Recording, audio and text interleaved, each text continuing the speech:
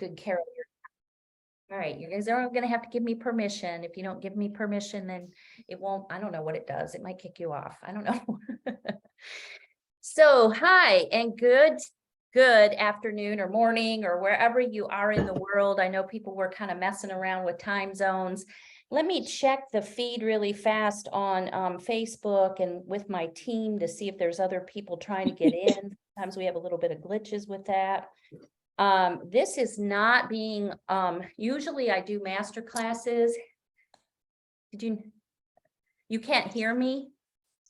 Can you guys all hear me? Put your thumb up if you can hear me. Okay, it's Raquel, it might be something about your, let's see if I put it in the chat. It may be something about your computer because everyone can hear me. Raquel, where are you? Yeah, my team is saying she's not muted. It wouldn't matter if she was muted. She should still be in that. You may need to set audio permissions.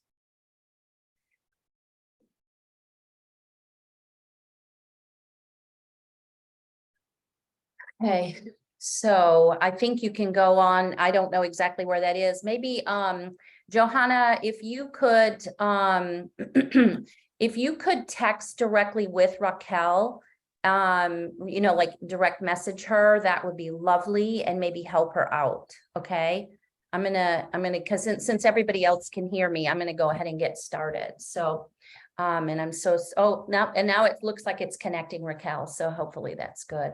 All right, so what we're going to do today, first of all, some of you were on already, and I said this, and I'm going to say it again. The longer that I'm in this world, and I've been in this world for a while, as you can see, I'm not the youngest thing ever. The longer that I'm in this world, and especially the longer that I've been in this world, and I've been helping people develop their business, their lives, and particularly their income, focusing mostly on women and the success journey that women have in building wealth and building income and businesses.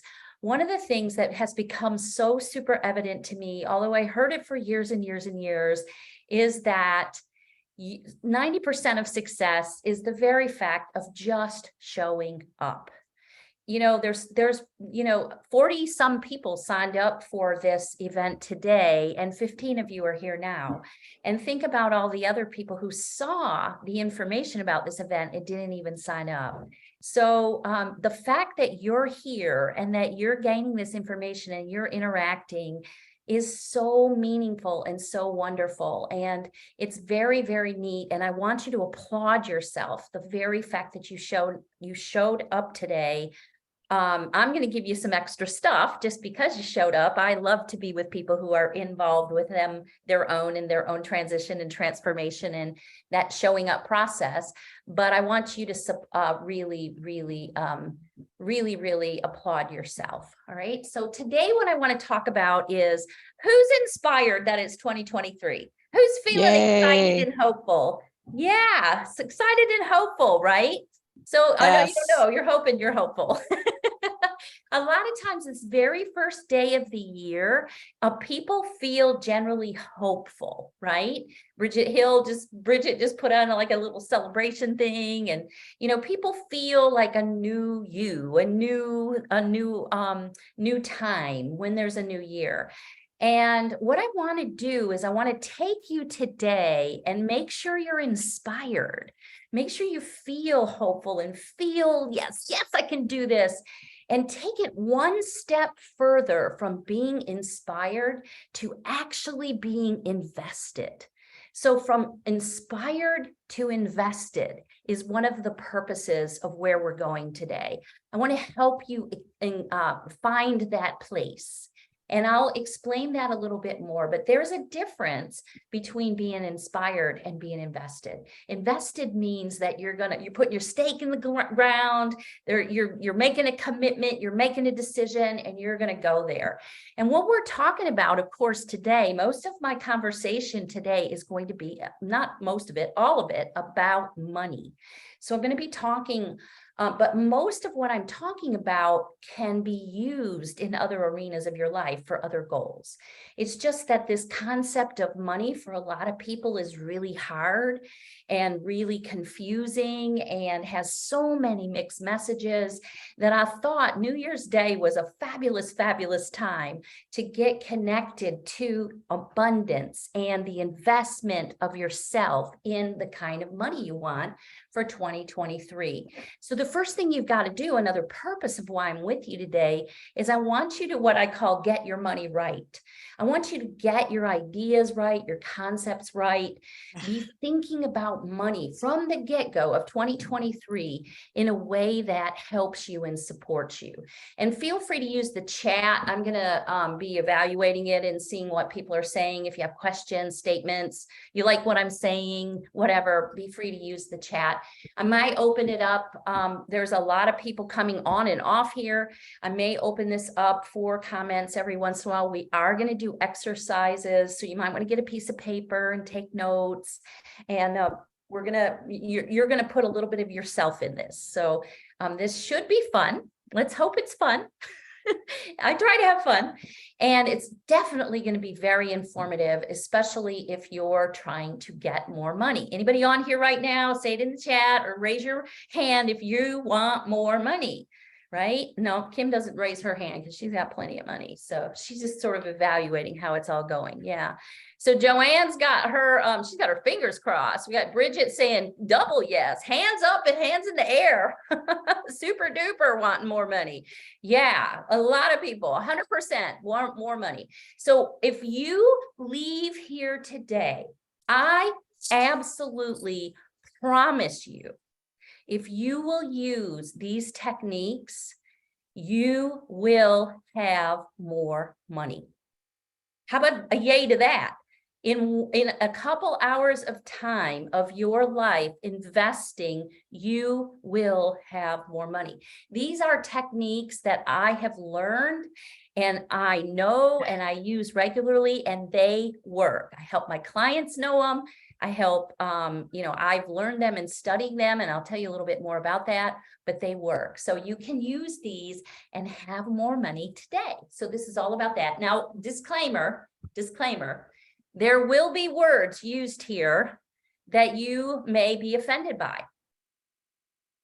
So the first part of offense is that sometimes when I get excited, I cuss. So, give me permission for cussing. The second is, the bigger offense sometimes is that I do use spiritual words. I use words like God, all right? And some people just get really backed off by that, but it is part of the process and the techniques that work. So you will hear me say God. If you do not use the word God, you can substitute it for spirit, great spirit, guidance, whatever it is, but I will use the word God. All right. So first I want to just tell you a little bit about me and what right do I have to be here talking to you about getting your money right. All right. So I grew up in a home that was very abusive. I was afraid most of the time being a kid and growing up. It was, please mute yourself if you have not already. If we open this up to speak, you certainly can. But if you haven't muted yourself, I would like you to do that. So I grew up in a home that was very abusive, sexual abuse, physical abuse, from time to time, starvation, not enough food, very lack-based, very often being told how dumb I was, what a pain in the neck I was. It was better for me to be quiet and hide because I might not get hit or hurt or something like that. So the best friend in my life was chaos. I knew chaos better than anything else in my life growing up. And because of this experience, now looking back on this many years later, I grew up a person that had in my own like world, in my own thought process, these ideas of major distrust, like not trusting God, not trusting parents, not trusting grownups, not trusting anybody.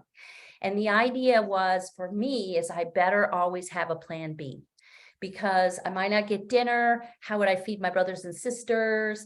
The electricity may be turned off. There might be no presents for Christmas. What was my personal plan B? It was in my mind and in my thought process all about I had to take care of it all, that I had to push the rock uphill. And it was all based on fear and doubt and distrust and tons of lack and chaos. And so as I grew up, that was my experience of life, my thought process with life. And this impacted my money journey. And I never had any money. I didn't understand how money worked. I didn't understand why I didn't have any money. I was mad at everybody else because I didn't have any. I was mad at the rich people. I was mad at the people who told me to go get an education, to spend money here, to do this, to do that. And it never worked out for me. Things just didn't work out. They didn't work out. They didn't work out. And in my 40s, I found myself, despite the fact that I was working 3 jobs and trying things, just nothing would work out for me. I was in a bad marriage. It wasn't a day that went by that I wasn't called a bitch in that marriage. There was just tons of stuff going on. And I thought I was the biggest loser alive. Anybody ever had those experiences in in your life? Thought you were the biggest loser ever? And I internalized all that, and I couldn't even feed my son, despite 3 jobs. I was more than $500,000 in debt. And I just thought that the world would be a better place if I left this earth. So I went for a walk and I was planning my suicide. And I was planning to come back from the walk and kill myself. And what I was doing on that walk is I was trying to figure out how I could do it without my son knowing, because I had been abused enough through life and I wanted to do this so that it didn't hurt him. Anybody had those thoughts before? And instead, I ended up encountering a miracle, and I had a very deep spiritual experience with God where even though it was a very small thing, and by the way, I want to remind you that miracles very often come in small ways. We just don't see them. They're there all around us. We wait for the big blast, the big, opening of the skies, or God saying something, but often it's miracles that are right there in front of us helping us. So I, for this time, saw this miracle. It came to me in the form of a flower, and it changed my mind. And I gave myself an ultimatum that I was going to go back and give myself one more chance to be happy and to live my life and like myself, or I would kill myself. That was the agreement. And on the way back, I started looking at YouTube. I was broke. I had no money to buy even counseling or anything like that.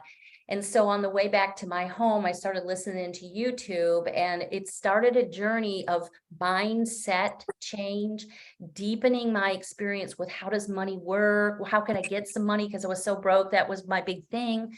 And I started studying a lot about how people did this, like Warren Buffett and Grant Cardone, like some of the worldly people that have become millionaires and billionaires. And then I also started studying kind of how does the universe work?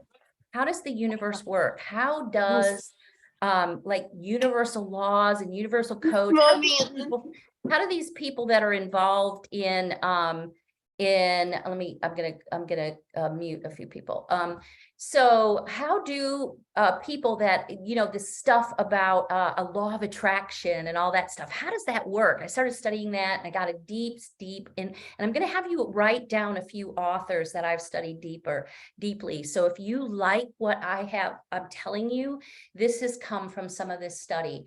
So people like Florence Scovel Shinn, and Johanna, maybe you could type in some of these names because you know them. Johanna's on my team. Florence Scovel Shinn, Neville Goddard, Emmett Fox, and then I've already said Grant Cardone, Warren Buffett, Abraham Hicks, Joseph Murphy. I started studying them, reading their works, studying the laws, the universal laws of success. How does it work for somebody to mentally, spiritually, and materially make it all come together? And in a short period of time, in doing that and changing my mind and following this course of study, my situation went from being more than $500,000 in debt, lack-based, feeling like I was the biggest loser that God ever made. Actually, I felt like God made me, or something happened and I was never heard by God. I was one of those people. Like, I thought I was special that way, that I was never like part of God's world. I thought it was special. But in a short period of time, my money turned around. My life turned around. I quit 2 of the jobs. I started coaching. This is short version. And now I stand or sit wherever I am here on New Year's Day with you, multi-million dollars in assets, a 7-figure coach, helping women to build wealth. It is my passion in life to help others come out of this and not have the same pitfalls I do. I am selected as a Grant Cardone licensee to help women learn these pieces of information, and known as an expert in the in the universal laws of success. So that is a short version of my journey and how my life has changed by learning these things and studying these things. Oh, Johanna put a few more in there that I didn't say. Bob Proctor. Bob Proctor actually saved my life.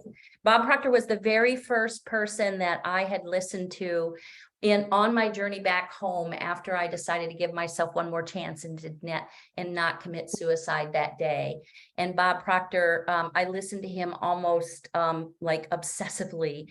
And he honestly changed my life. He's passed on now. I never got to spend much time with him, unfortunately. I just listened to him in his free stuff, and it really has changed my life.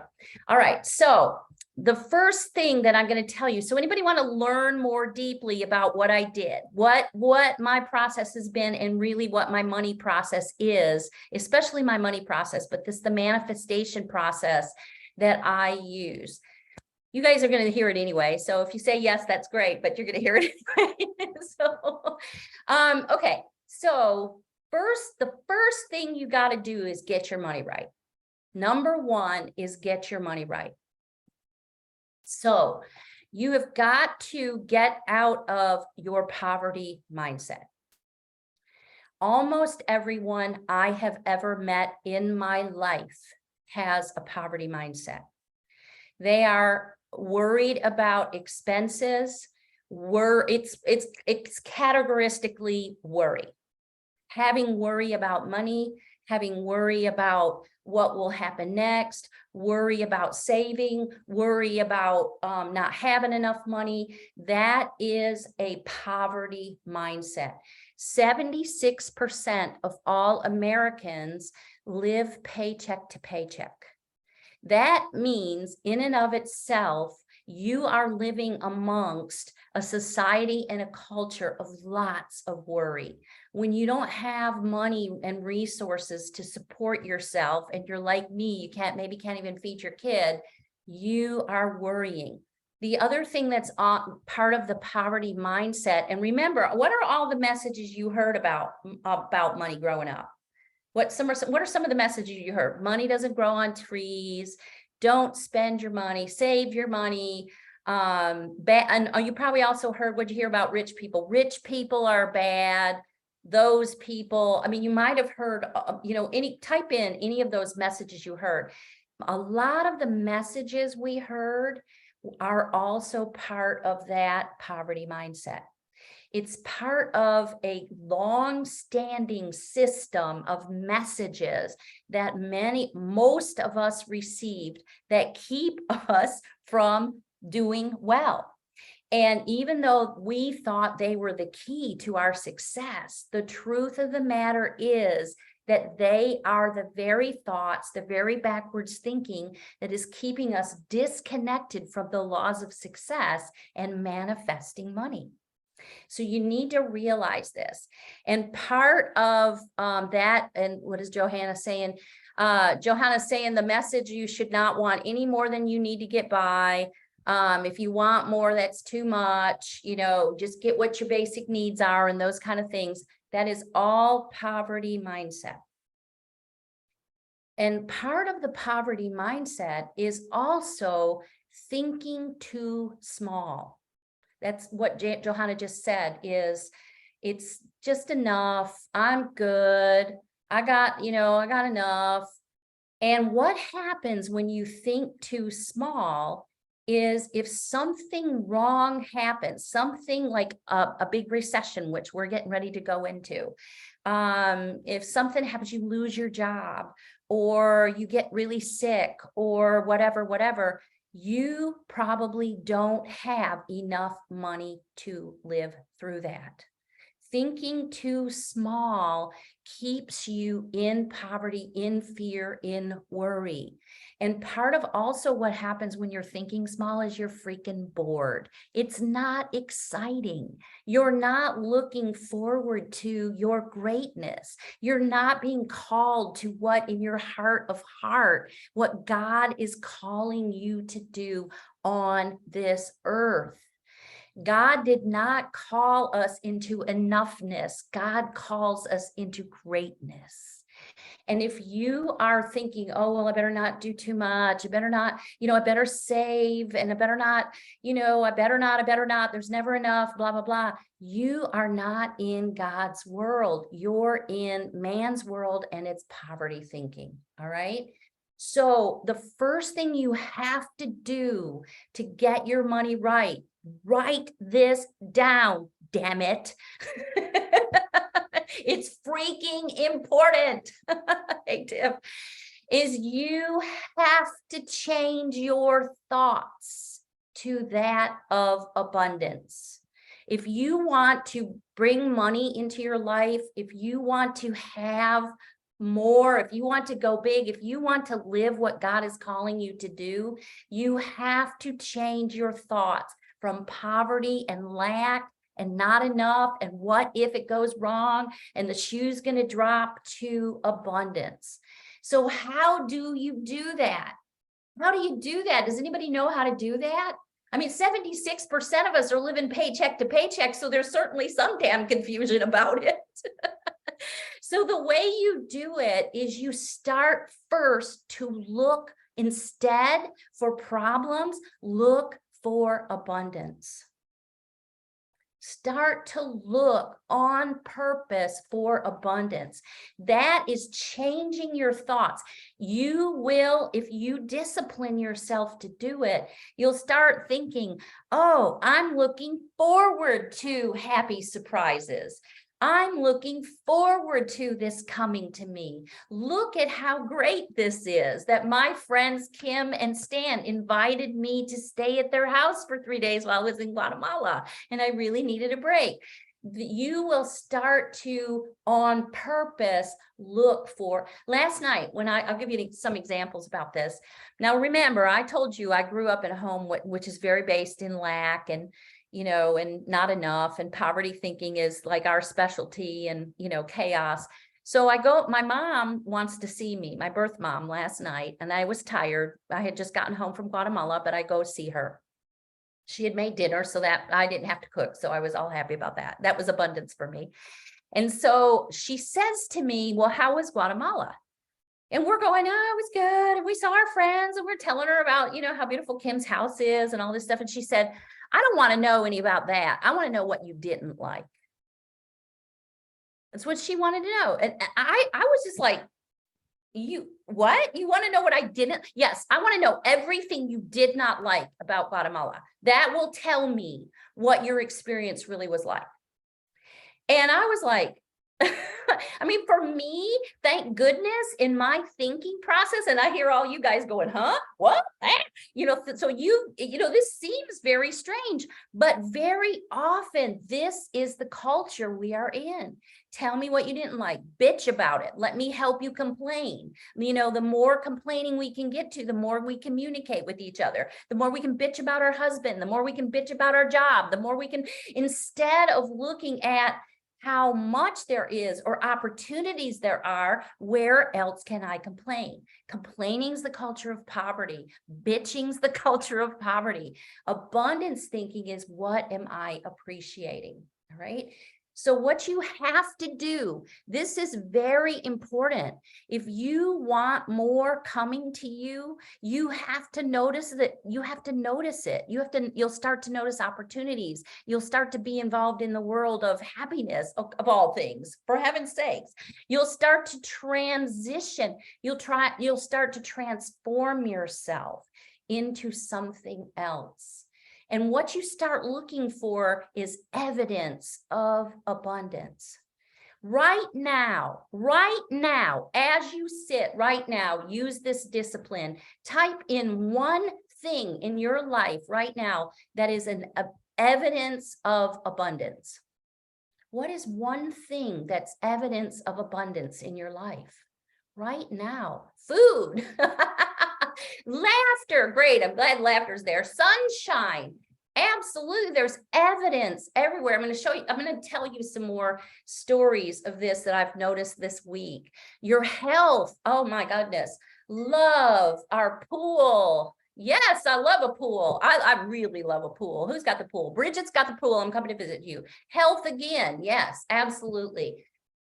Changing your thoughts and focusing more on that, a wonderful conversation today, all great, is going to change your receipt of abundance. When I finally got that, and it took a long time, my life changed. My life changed, my money changed, my experience changed, what I could create in life changed. And I want you to hear this point now. This is the next piece to write down. Money is an energy. It's like electricity, right? There's, there's wires in your ceiling. If you have electricity in your home, that's abundance. If you have electricity, there's wires and there's like conductors, and it comes off of these transformers and all this stuff. But you can't get the current to flow until you turn the switch on, right?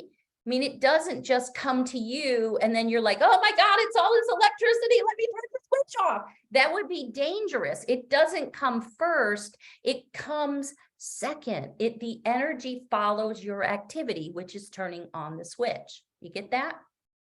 If it came the other way, it'd be dangerous. Money is a very similar energy to electricity. It does not come first. Write this down. The culture of poverty and the idea of poverty says, I don't do something that I know is best for me until I have the money. I don't start the business. I don't get the coaching. I don't get mentoring. I don't, whatever my heart of hearts is telling me is best. I don't do it until I have the money. Well, what's the problem with that? Money never comes first. Money is an energy that follows activity. If you are waiting for money to save up, to do this, to do that, before you do the thing that your heart of hearts is telling you to do. I saw this meme recently that said, God doesn't care about your bank account balance. God cares about you. So if you're worrying about your bank account balance when you're feeling a call from God, you're not getting it right, because God ain't checking your bank balance. Go do the thing, right? So you will never have the money to do it if you are waiting for it to come first. Never. It's like turning on the switch of the electricity and then the light comes on. You have to take the activity and the action so the money can come. Hear that. So many people that are involved in manifesting or trying to figure out how to, bring something to them, somehow has got the message that if I just sit here and I imagine it enough and I feel really good about it, that it's just going to show up, that it's just going to be all in my palm of my hand. And they've taken no action, no activity, no energy involvement to lead that money. The money ain't coming. In fact, money is like electricity. It's a very zingy energy. It's like all over the place. And if you don't control it and direct it, it's going to go somewhere else. It gets bored easily. All right. So you have to know that if you're saying someday I'm going to get coaching, when I have the money, someday I'm going to go start my business when I have the money. I'm going to, when the kids graduate from college and I've paid that all off, I'm going to do X and such, because it's in your heart of heart. You're probably never going to do it. It's the culture of poverty holding you back. You have to change your mind about that and start taking actions.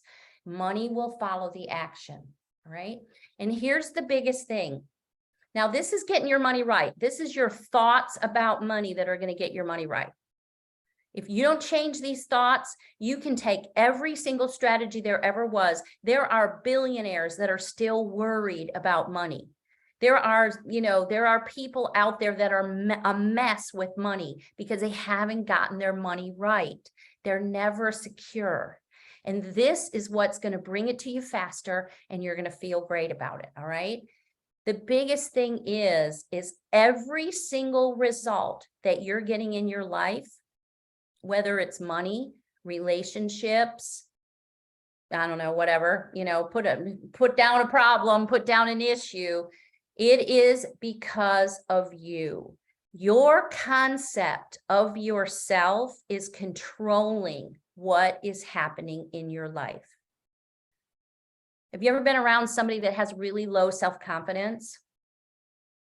And you just want to shake them sometimes. It's because like, you're great. Just go ahead and do it. You're great. But their self-confidence keeps them from doing it, right? And that's their self-concept, is I'm not good enough, or I don't trust myself, or whatever that is, right? So I have been shook a lot. Chip's a little shaken up today. Your self-concept is controlling your results. It's controlling your results with your everything, but especially your money.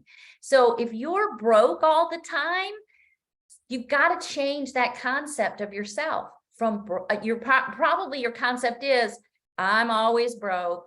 I am broke. It never works out. That concept. If you would just start saying the opposite to yourself, I am rich. Whether or not you believe it, you're going to change a lot of things, because eventually it's going to change your self-concept. All right. So some of this is very different than what you learn in school, from banks, from Susie Orman, even who's your guy? Dave Ramsey. Some of this is really different. All right.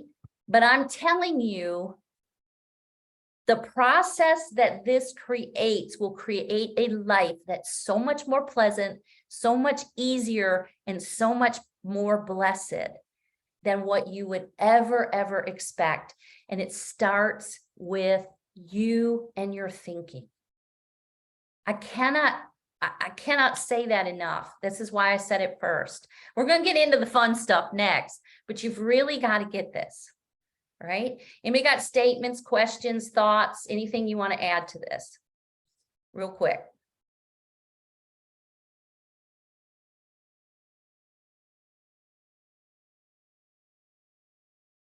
All right.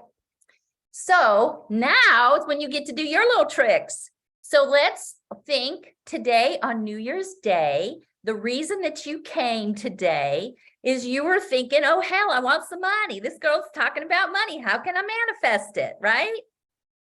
So what I want you to do is take your sheet of paper right now, and I want you to remember what I said about not thinking too small, not waiting until the money comes and all that stuff that could be going on in your head. And I want you to write out the amount of money you want. Write it out. Get there. It's $100,000. If it's $10, if it's $10, I want you to not say $10. I want you to say 10,000. All right. It's too small. You're going to be bored. You're not going to take, if it's a little bit of electricity, you can just put your finger on it. Those little batteries or those pieces of gum you pull out, and it's just this little bit of electricity, it's not exciting. It just kind of pokes you a little bit and then you're done, right? You want something that excites you. You spent your time to come to this today. Put something into it. Lead the money, the big money today. All right. So if you've got that now. Does anybody want to share it? Anybody? Oh, Kim, you're so good. Am I talking about income per year or money in my bank account? I'm going to tell you something. Money in your bank account is useless. The only thing that money in your bank account benefits is the bank. If you had a stock, and I know Joanne's on here and she's been in stock clubs and things like that. If you had a stock called CASH and you were watching the performance, and it was a stock called cash, and you were watching the performance of that stock over time in the bank, it would continually go down. In fact, in the last 20 years, the value of cash has lost 90% of its value. So if you have money in the bank, you are losing money. You would all get rid of that stock as fast as you can. All right. So no, I'm not talking about money in the bank. I'm talking about money like either your business income, whatever is going to make you feel secure. All right. And if you're really like thinking I got to have like $300,000 in the bank, let me talk to you, because we're going to invest that somewhere that gives you long-term income as opposed to losing money. All right.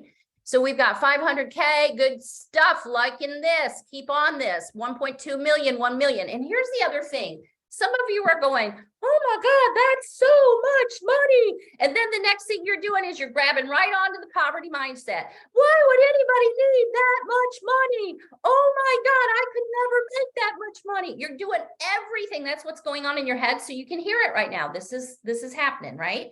So the other thing that I like about these big numbers is, so what if you don't get to that, right?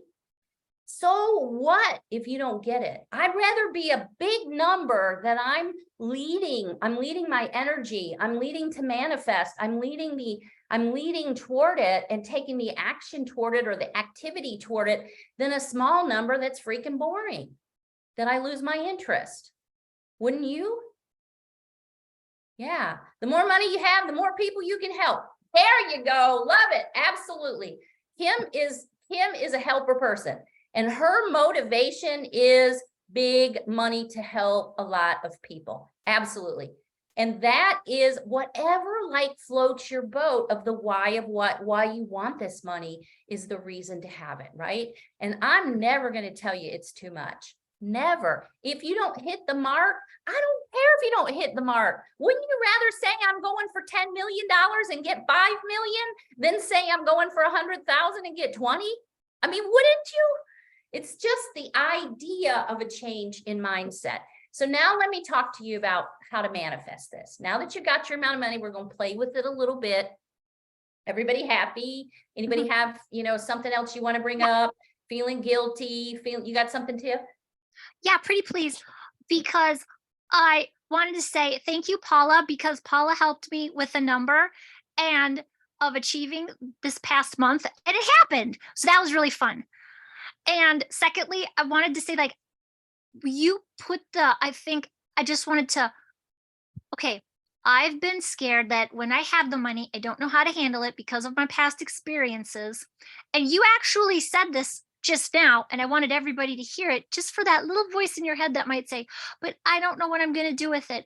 I don't know how to handle money. I can't handle it. It's okay, because Paula said she would help you. And she said she's going to help me.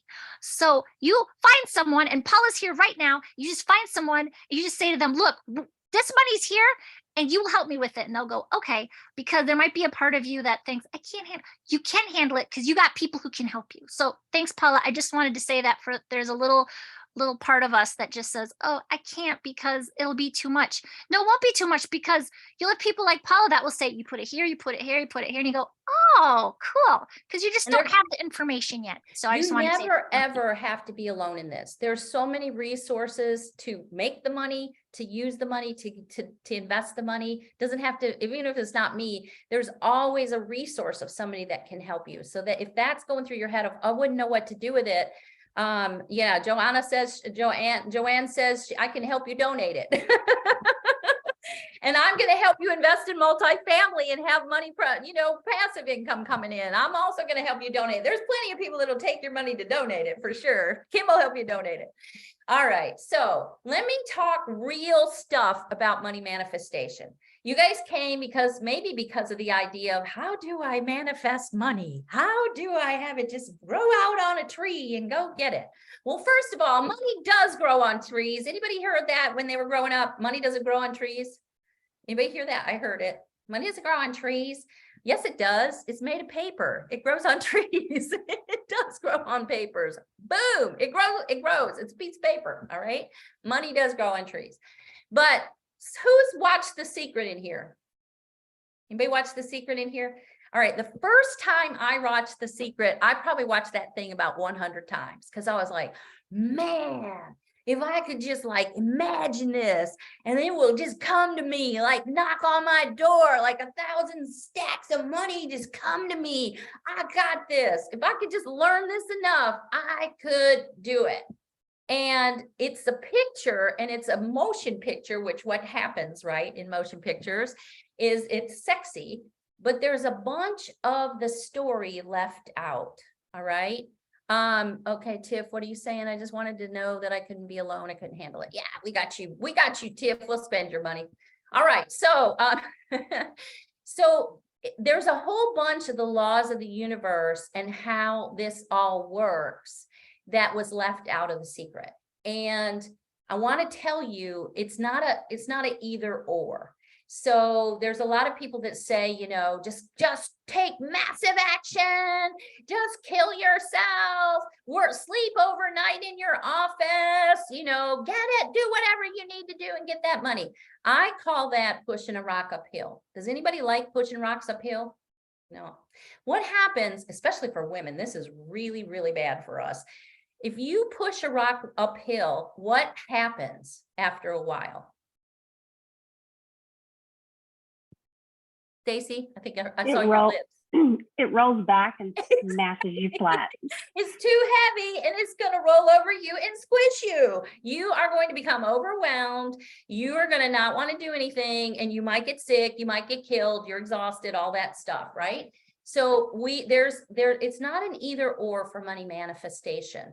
You can choose the either or, because there is a thought process of just push the rock uphill, keep killing yourself, whatever, or you can work with universal codes. Now, the universal codes of success, the laws of success, those people that I told you that I've studied, it does require that you take action. But this type of action is predicated on one key word. Does anybody know what the action word that makes it all work without rolling a rock uphill is? Intuition. Take action based on your gut, on intuition. That is the one predicator God inside you has given, and women have it better than men in this way. We are really we know our intuition. We've got that gut stuff. Take action based on intuition. That is moving without knowing all these codes, without knowing how it works. Be grateful and take action on intuition. Those are the two keys. All right.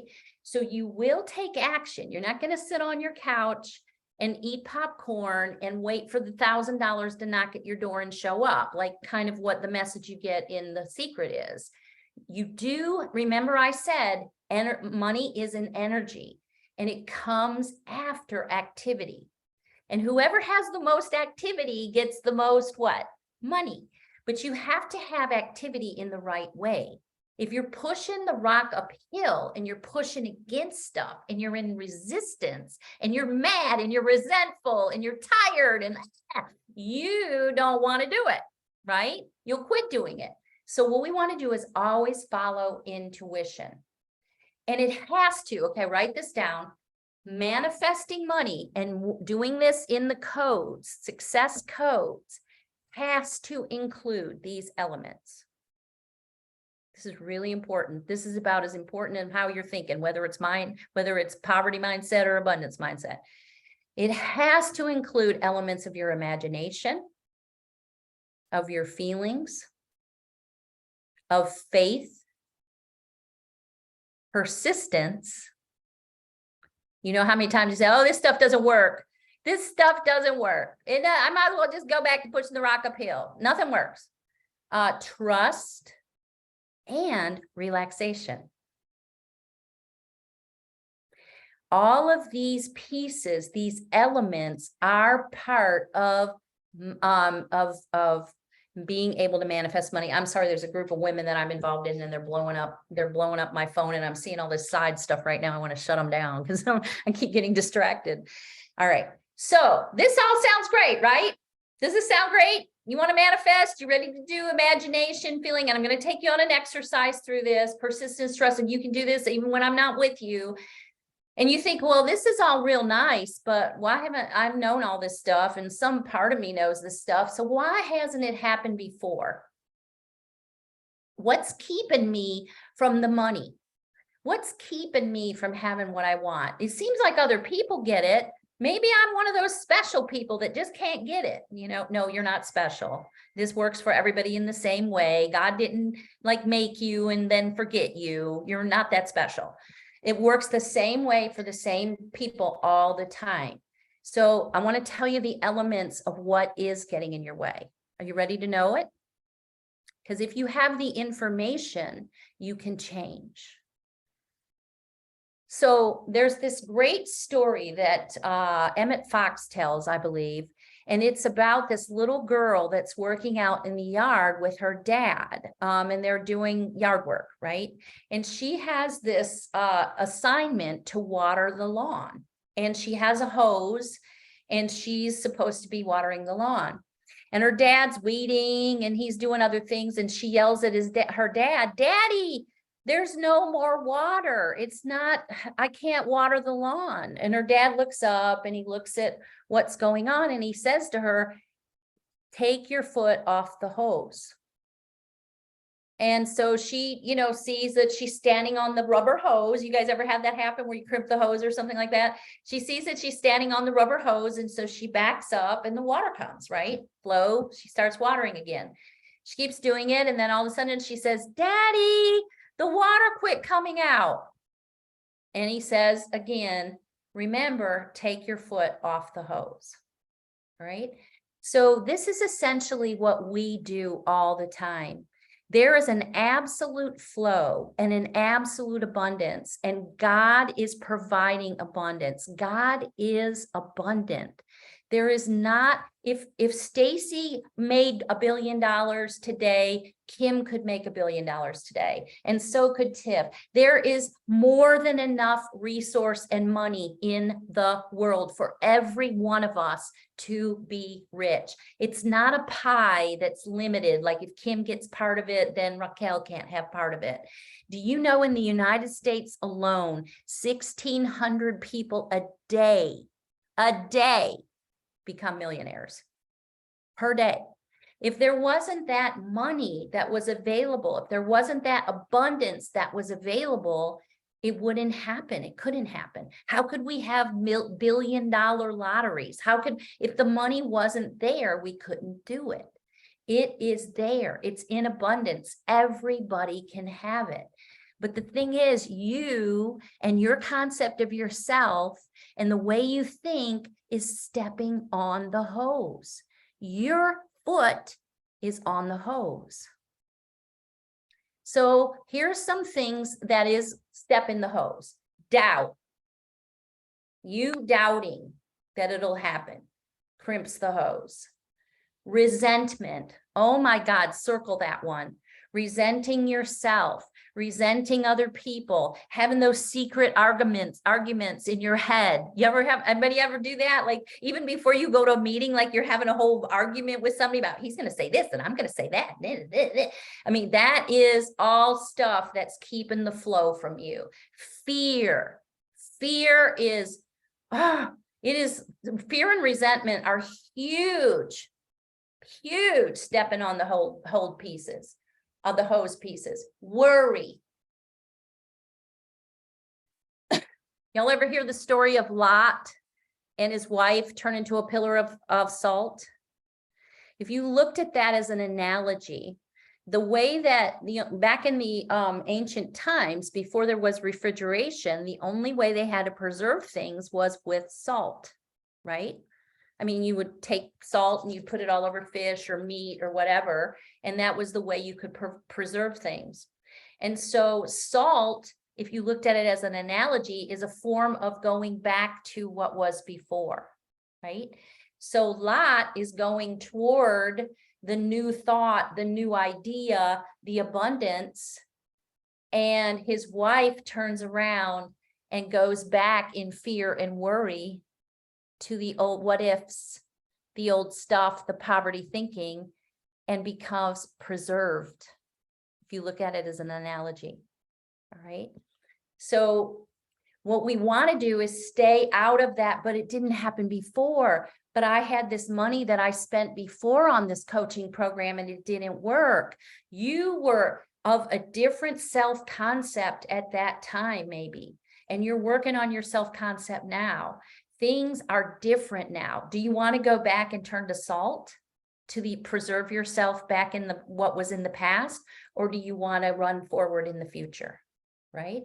So you've got to somehow overcome this stuff, the fear, the worry, the resentment, big one, oh, I got to tell you this one too, doubt.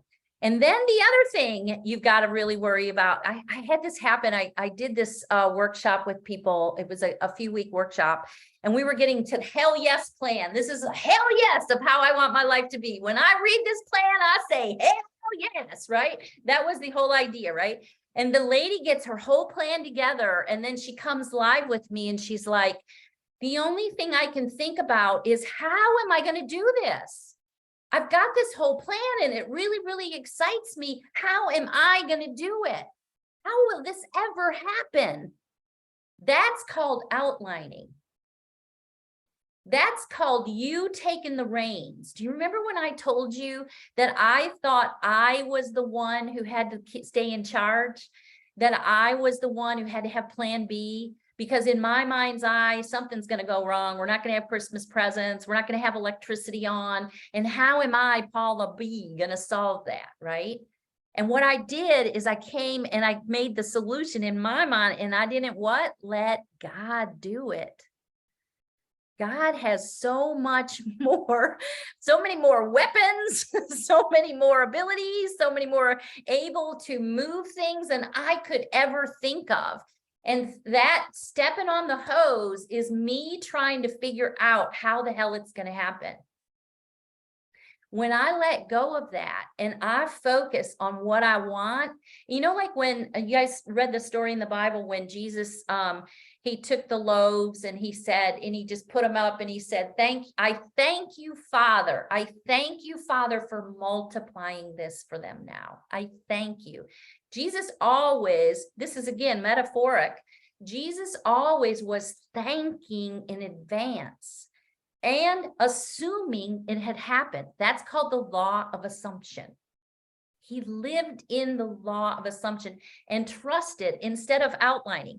Now, see, if this would have been me a few years ago and I would have had 5 loaves of bread and there'd be like 70 people here, the first thing I would have said is, oh my God, you know, it's just going to be horrible because all these people are going to be here and hungry. And who gets 1 loaf or 10 loaves, or how can I even do this? And then secondly, I would have been coming up with the solution. Okay, God, I'd like you to help me, but this is what I see could happen.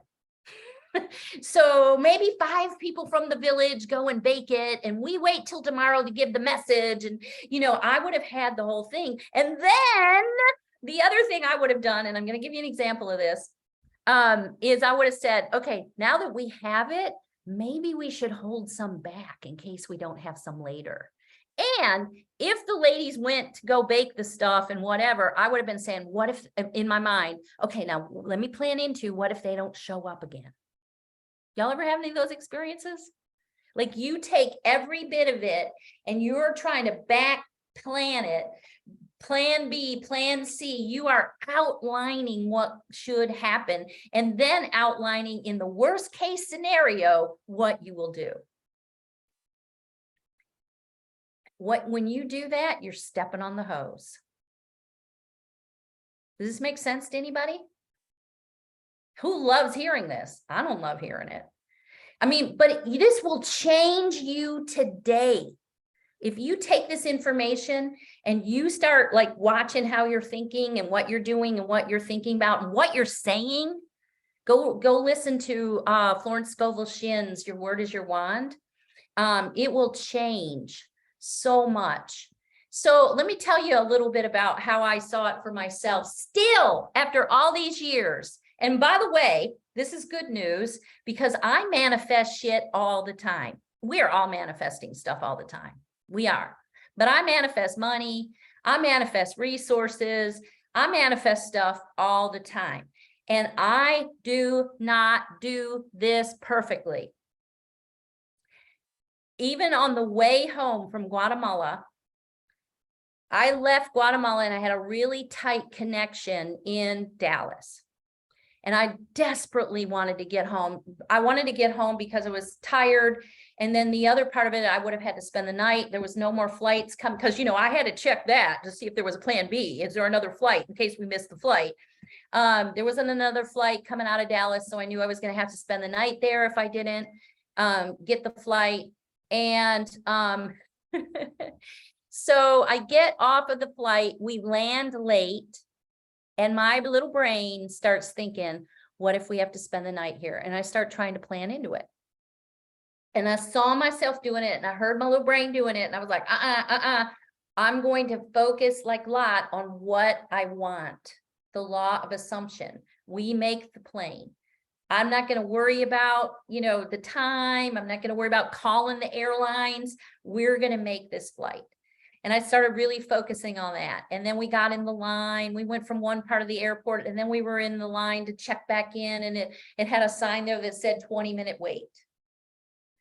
And I was in the line and I thought to myself, okay, well, this isn't going to work. I don't know how this could ever work out. I mean, we're in the 3D world right now. How could this ever work out? We don't have a way for the time to change. And we're going to be later in this line, coming out of this line, than when I can get to my flight.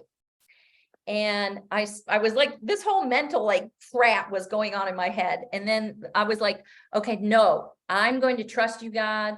I'm going to apply what I know about God. I know there's a way. You have weapons I don't even know of. I'm trusting. And so all this was going on, anxiety in my gut, blah. And then I said to my son, I don't know if we're going to make it. And he looked at me and he said, Mom, we're going to make it. And that extra resource, that extra person alongside me that had the faith, it literally brought tears to my eyes because it was like, Mom, come on. So we get going, and my little phone says boarding. And we had to get to the other side of the airport. We're on the tram, boarding, the gate closes 15 minutes before. We're running through the airport. We get there and it's beyond the time. It's beyond the time. And I see on the screen, flight now leaves at 7:41. I never saw that on my phone, never saw that anywhere. And I was like, oh my God. He said, Mom, it's 7:45. I was like, let's go. Let's just get there. Let's get there. And we're running. We get there and I get up to the gate and somebody tells me the plane's already leaving. And I was like, you know what? I'm going to trust. I'm going to trust. And I go to the gate and I said, will you still take our tickets? Can we still get on this flight? And she said, let me see your boarding pass. And I showed it to her and she's like, you made it just in time. Get on. This flight somehow, some way it wasn't even like said to be delayed. It actually was delayed another 20 minutes while we sat in the plane. And I said, okay, God, you can let it go now. Let's go, let's go. But when I got in the middle of it, all this anxiety came. You know, if I was outlining what should happen, and I was trying to come up with plan B instead of having faith. And what happened was exactly perfect. And that's one more piece. I literally have a notebook where I write down the pieces of evidence. I write down that was one more piece of evidence, so I can remember it when I get in that space. But what the point is you don't have to do this perfectly. All right. If you generally are getting in this mode, it's going to work. Right. So does anybody want to know how to overcome this stuff and how to do this? Yeah. Okay. So first, you got to start looking at what is your concept of yourself. What concept of yourself do you have? I still carry around that concept of myself from abuse and neglect and lack, that it never works out for me. That concept of myself is still there. And that concept of myself affects what happens in my life. I also have a concept of myself of following your conversation, Tiff, is I'm going to get lots of money and I'll not be able to keep it. Because it's happened to me so many times in my life. And the more you have that happen, the more you're afraid of it. Guess what does happen? It goes away, right? It's happened to me so many times that it's, you know, it's like, oh my God, now I got this money, it's going to go away. And so that's another concept of myself that I've had to actively work on, allowing that it's going to be okay. I'm going to find other people. I'm going to do other things. I'm going to keep learning. All right. So you've got to get honest with yourself about your concept of yourself. And the way you can figure that out is by what's happening now in your life. Whatever your problems are, whatever whatever is going on, that is reflecting your concept of yourself. I don't ever have enough money. I'm not smart enough.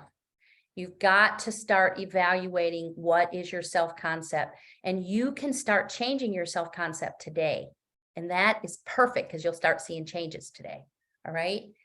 You've also got to get out of resistance. Quit putting the rock, get into receiving. We're going to do an exercise in just a minute, and I'm going to teach you how to do this. Women are really bad receivers. Tiff, I think you've changed your self-concept with this a lot because I hear you talk about it. Women give. There's a law of receiving and giving. That's the same law, the law of receiving, right? We are so good at giving. We give to our children, we give to our church, we give our time, we give whatever. And guess what happens over time with that? Is there's a little poke of us that start to resent it. Because we don't have enough and we're not filled up. And when you have resentment in the middle of anything, it keeps money away from you. Resentment's like water with electricity. Anything.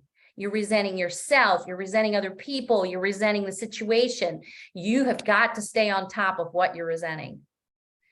But if you can stop it and you can get yourself into relax and receive mode, things will change. Because it's a law, it's a two-sided law, the law of giving and the law of receiving. Is this helpful to everybody? One of the problems I have in these kind of workshops is I have studied this stuff for 10 years and I want to tell you everything I know. And so it becomes like information overload. So you'll be able to like review the link and everything like that again. So the other thing is sometimes when our culture of poverty, when our thinking of poverty is so deep for ourselves, we can't accept like big amounts. Anybody have that happen? Like when you said 1.5 million tonight or 500,000 or whatever you said, it became like this thing inside of you. Like I know Tiff, you've told me that you have that you've had that happen. So what I would tell you to do is instead start to think in increments. This is really important. This is what I help Tiff with. So, right, if you just look at like the right now, by the way, your relationship with all these energies is immediate. It's not someday. If you're saying, I will have this, or I want to have this, you're putting it off. You're pushing it away from you. You have to get connected to the immediacy of I am rich. I am receiving money. The immediacy of it, right? I am intending to be rich. I wouldn't even say that. I would just say I am rich. You could be intending. Intending's okay. All right. So I am receiving is the best affirmation you could ever say. I am receiving. All right. So increments allow you to get over the big thing that gets you all whipped up. So if you start to immediately look toward, I am receiving 10%, or you're taking the activity to lead your money by 10%, just 10%.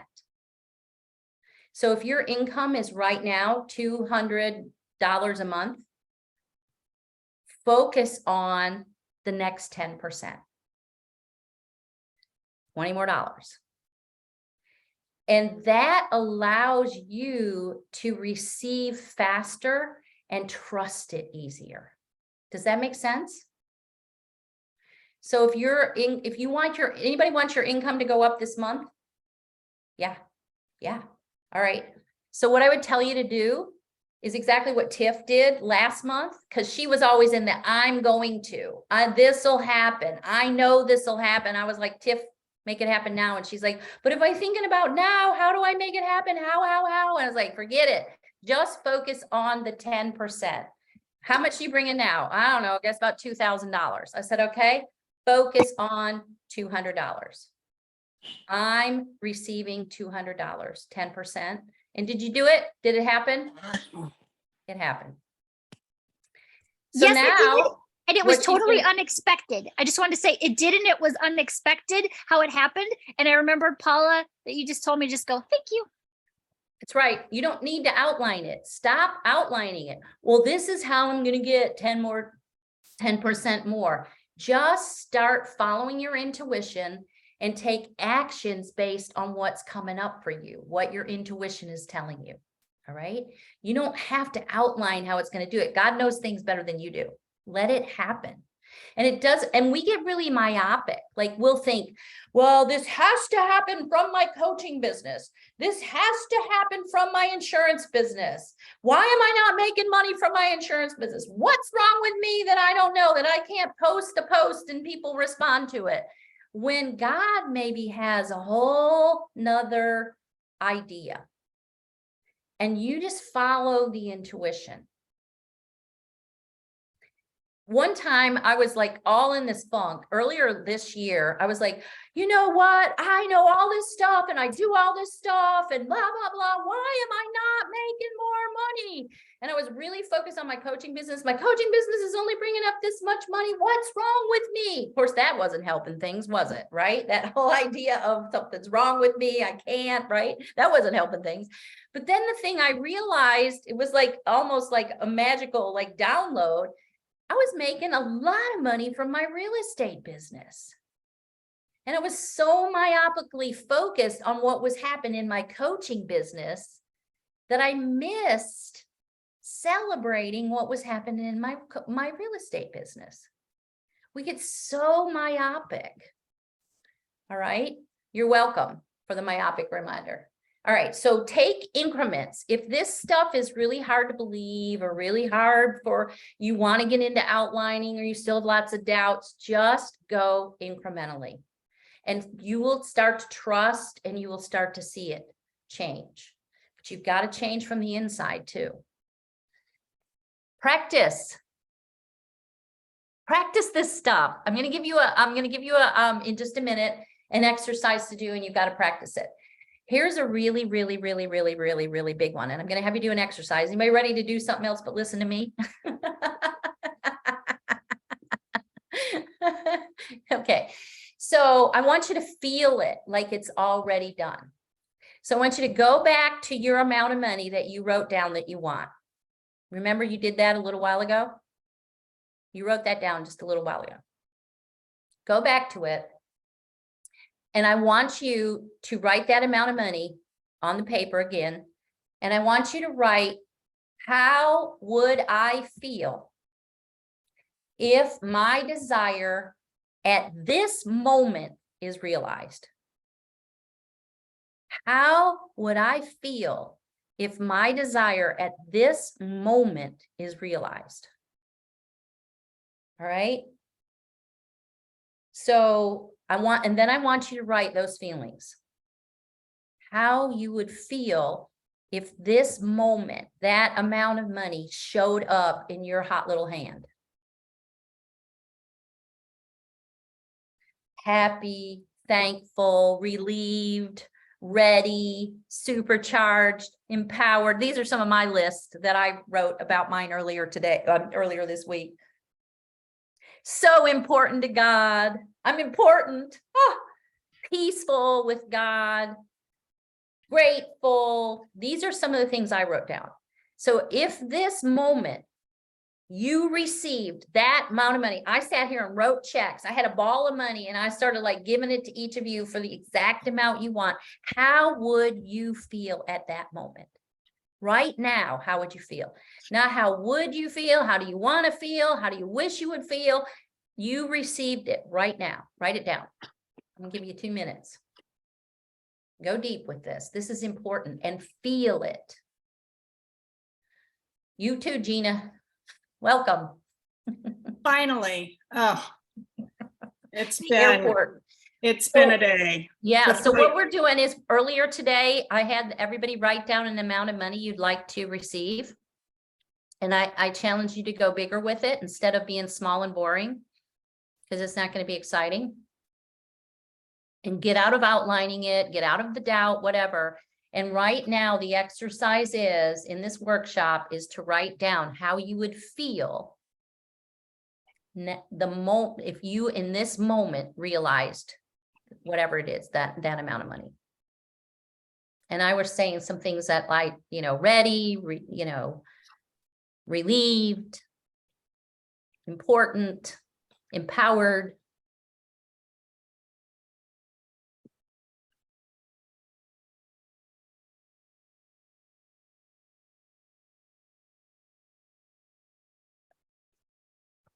And I'm going to say something to you guys. This is the truth. And you guys hear the truth from me all the time. If you think that you don't need to hear this, if you think you've grown beyond this, if you think that you have done this already and you already know this, you're making a huge mistake. This is a process, and this is unfolding for every one of us. I've been at this for years and years and years, and I don't know anybody that has this perfectly done.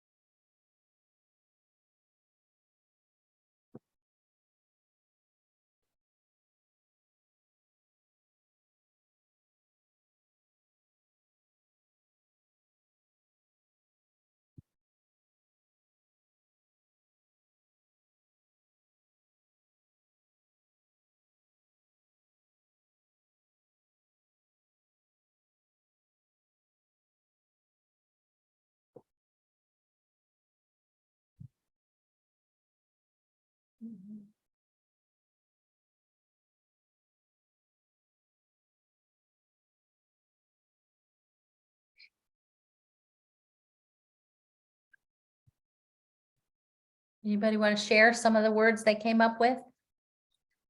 Any feeling?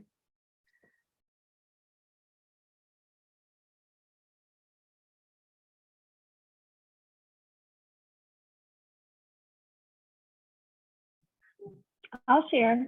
Okay. Okay. Ready, relieved. I liked those, and I felt those. One of the things that came to me was gratified, Yeah. confirmed, appointed, and charged.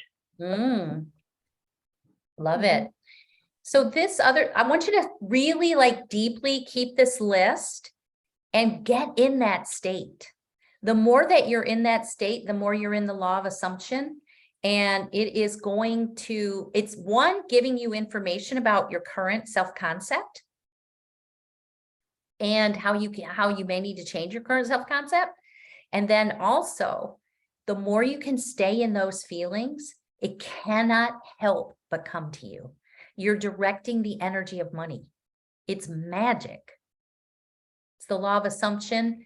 It's the law of receiving. It's like 5 laws coming all at once. And that gratifying stuff is all part of it too.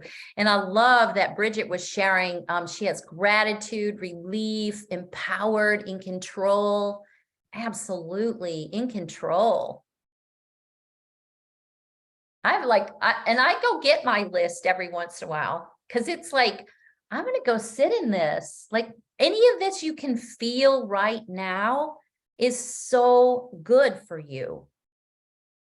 And I hope it feels good. I hope you're not stressed out right now. It should feel relaxing and fun and, on journey. Anybody else have anything you want to add to this? Yeah, I felt empowered. I felt grateful. And I felt kind of like more control, but not quite control, if that makes sense. Just more trusting. powerful. Yeah. Okay, and I want you to stay in the present tense with it too, not felt. I'm feeling. Feel it, okay? Raquel raised her hand. Okay, you're gonna, if you see on the bottom of your screen there or on your phone, you should see a little thing that says mute. If you could take yourself, let me see if I can unmute you. No, I have to. I can't. Can you hear me now? And I can hear you now. Okay. I feel happy, joyful, grateful, relief, and thankful. Yeah, beautiful. Stay in that feeling as much as you can. Like when you imagine, remember I said this requires imagination. Your imagination is really important to this, right? Doesn't matter what your current circumstances are, what the 3D world is telling you. Stay in your imagination and those feelings about it, and then get in trust. All right. And don't try to like control, like, how can I make this happen? What can I do? Just be in trust. And you will see such magic that comes about. It's just, and then start looking for the evidence. Remember I said, you've got to change your mind. Why don't I look at what is the evidence that it's working? All right. All right. Good stuff. All right. Thank you. Johanna had something. Let's see what somebody had written something. Joanna, deserving, self-sufficient, power. I love the power words. Isn't power important?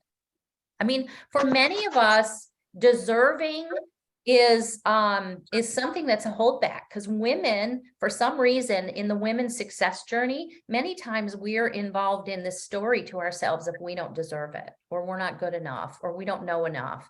And so challenging ourselves, it's been like, for me, like, what is this deserving piece? I thought I was deserving, but then when it got down to it, every once in a while, it's like, maybe I don't deserve. Maybe I'm not, maybe I'm thinking I don't deserve. And that's an internal change I can make for myself. I am deserving. Damn it. Bring it. You guys would all tell me I am, right? Oh, wow. Love this. Bridget Hill says intoxicating and magical. I love that. That's beautiful. All right. So what I'm going to do now that we've had this little bliss moment, I'm going to give you a 7-step meditation. All right. Ready to make more happen, even more happen. All right. So what I want you to do, I'm going to give you these 7 steps, and then I'm going to lead you through this meditation. And you can use this methodology to create anything that you want to create, especially money.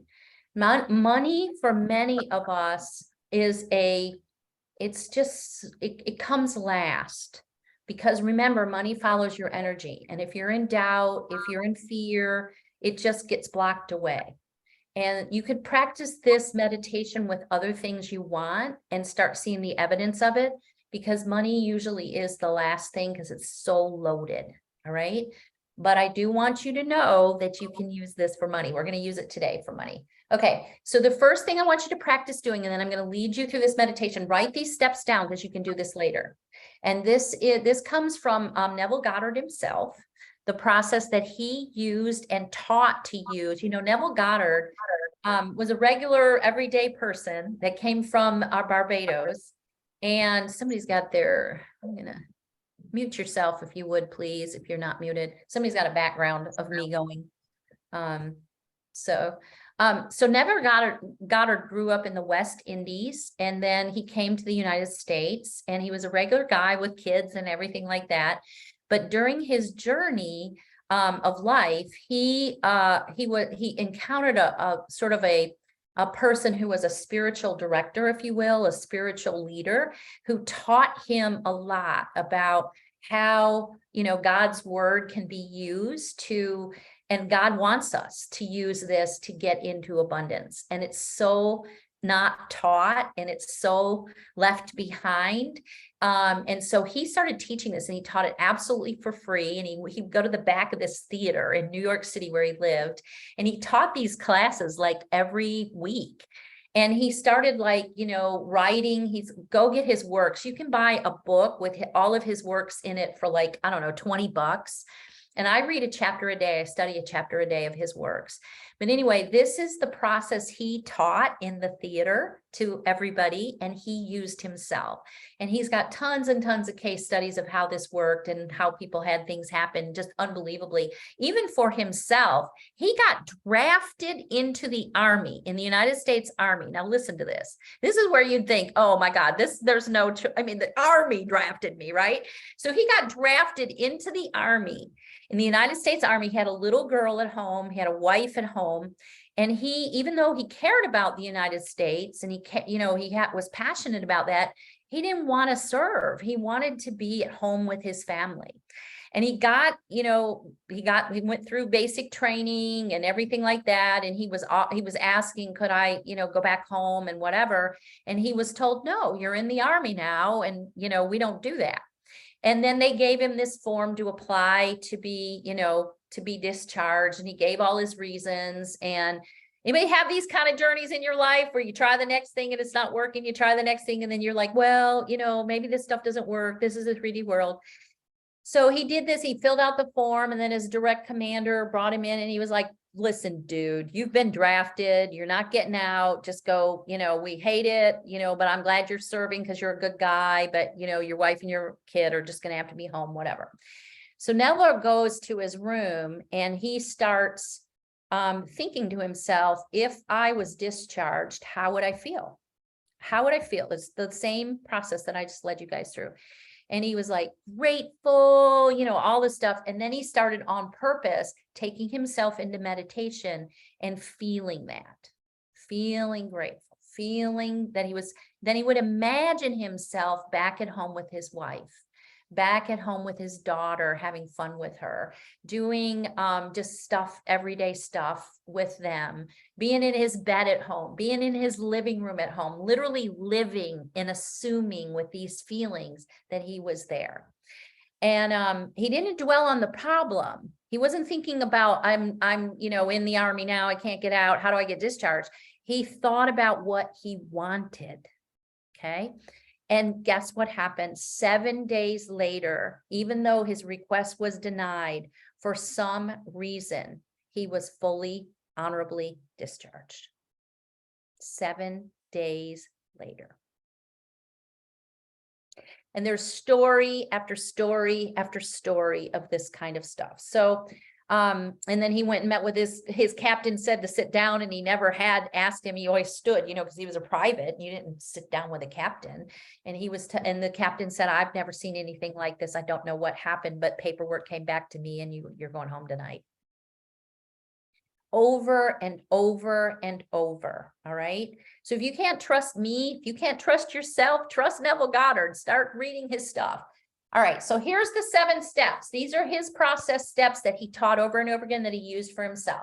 So first, step number 1, take attention away from the problem. Stop thinking about, oh, I don't have $10,000 to pay all these bills. They've billed me this. What am I going to do? I can't, blah. Take your attention away from the problem. And then you want to just focus on you and your sense of being. Do you know what that means? Right now, connect with you and your sense of being. Inside you, no matter what, there is a sense that you, no matter what's going on outside of you, no matter what's going on inside of you, there's a sense inside you of just being. Go connect with that now.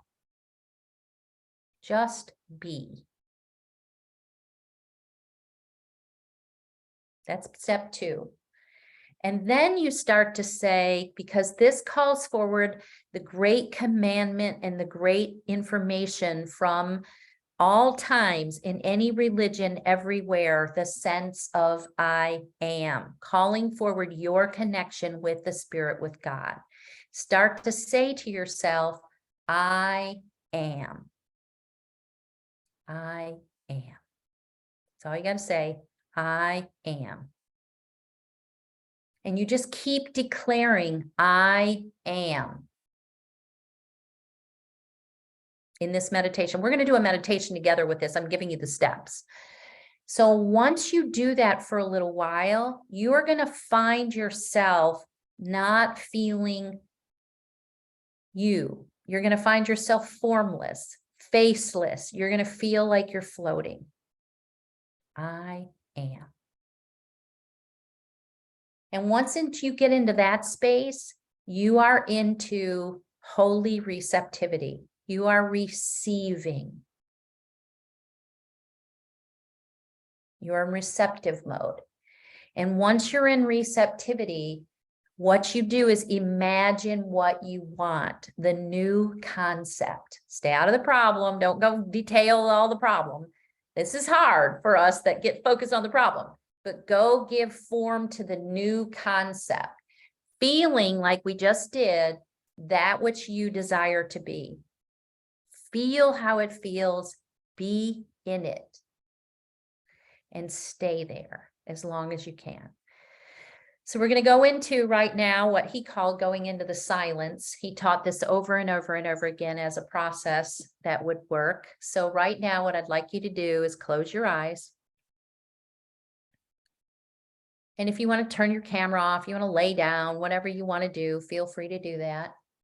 And right now, what I'd like you to do with your eyes closed is focus on you and just being. Just be.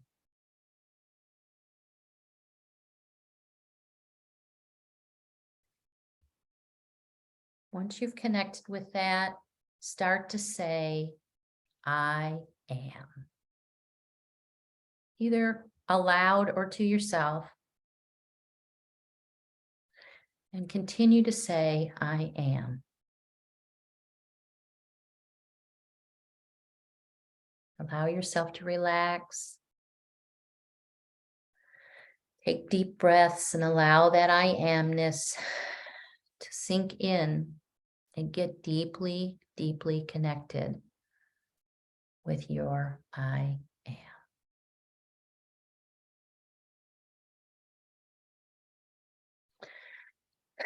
Continuing to breathe and relax. Continue to declare, I am. In your full, eternal sense of beingness.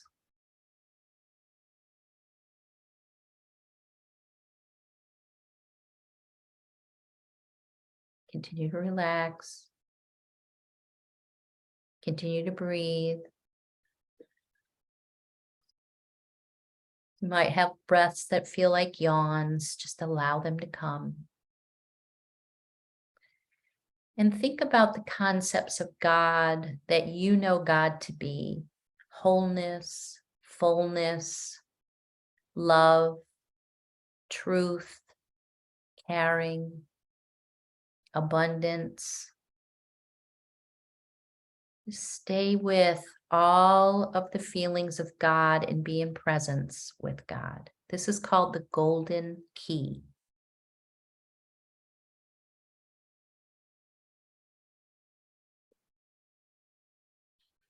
Continuing to breathe, continuing to relax.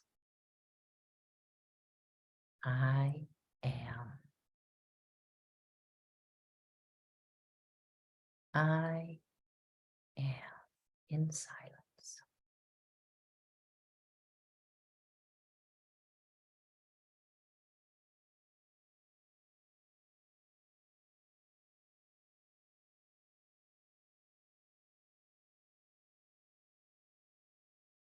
Once you start to feel yourself faceless and bodiless and formless, just continue in this state until you feel yourself floating.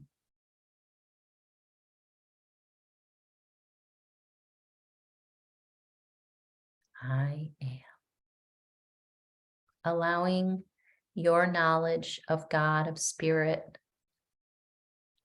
the abundance, the love to overtake you.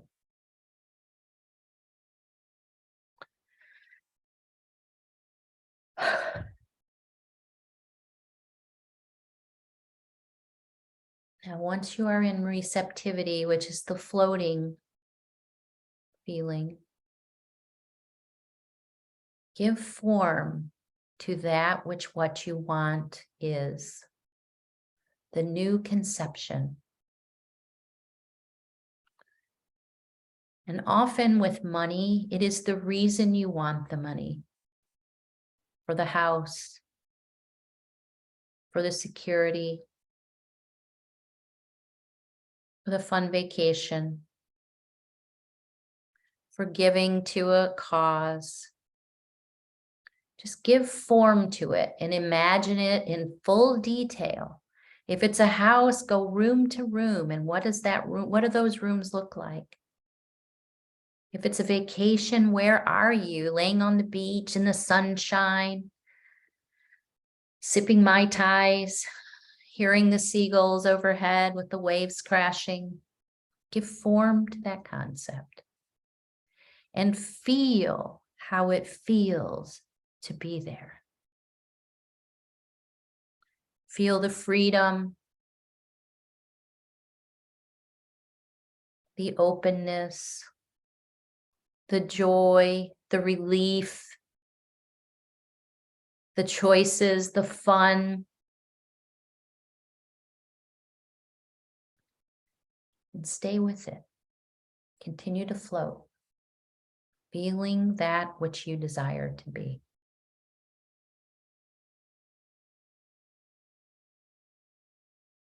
And if your mind returns to the problem or goes somewhere else, just gently bring it back. And of all things, remind yourself of what you know about your God and your beingness and be in that state. This is the golden key. You can send this golden key to other people. You can send it to yourself. And you are applying it now to the concepts of what you want.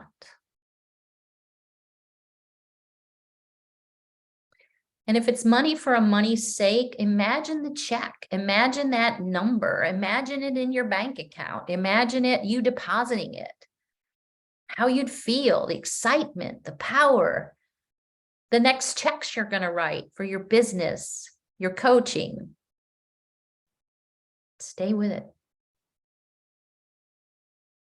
Feel the way it feels to be in this new reality, this new self that you're stepping into, this new concept of how you live.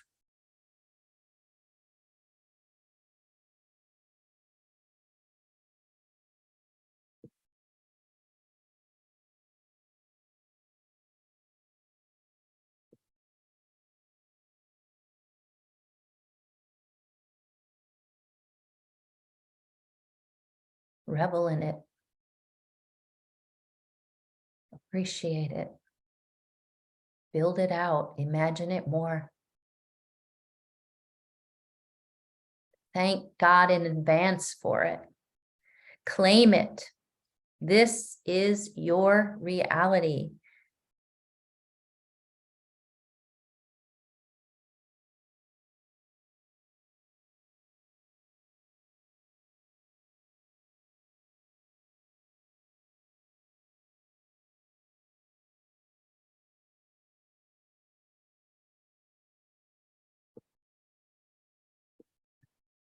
Stay here for a couple more minutes.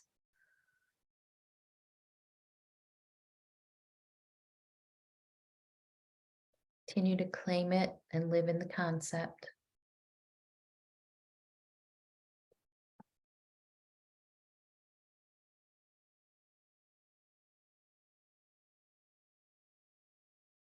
In the metaphysical world, this is called a treatment, giving a treatment.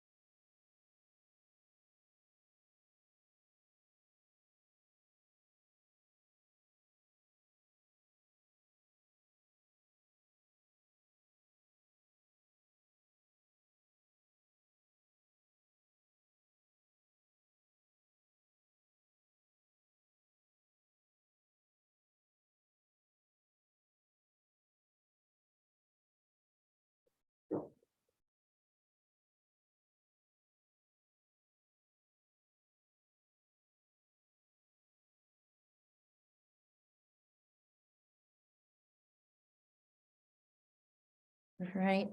I'd like you to start to wiggle your toes and your fingers and try to come back. Now just claim it, thank it. You can come back to this anytime, and I would suggest that you do this often.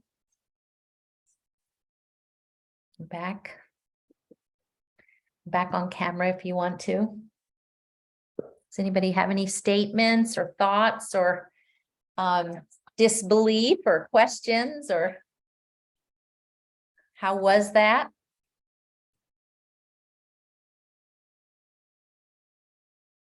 Yes. Can you hear me? Yes. I had a hard time, I'm sorry. I don't know how to call it, but I was trying to write down the number. I couldn't concentrate on doing this because out of the 7 steps, I only got 3. Okay. So I got, stuck in where the other 4 are. So I'm not sure if I wrote these things down right, or I missed them out, or I don't know. Okay, well, I'll list the steps again, but I led you through the process. So you can, you don't have to like go this step, this step, this step, just kind of take yourself through the process. Okay. Step 1 is take your attention away from the problem. Mhm. Step 2 is focus on you and just being. Step Oh, so 3. those are together. Those are 2 different steps. I will type them in. If anybody else would like to respond, I'll type them in. So we Yes, don't. thank you. Anybody have? Yeah. I that was wonderful. And I am amazing with all of that because I just felt like being able to just dream out loud or dream in my head. I don't meditate a whole lot, and I will begin doing that, but just to be able to see everything that is how I see it was phenomenal. I loved it. Cool. So Anybody else? connect yourself is one part and declare and state I am, it's another step. Yes. Okay, so that would be the third step.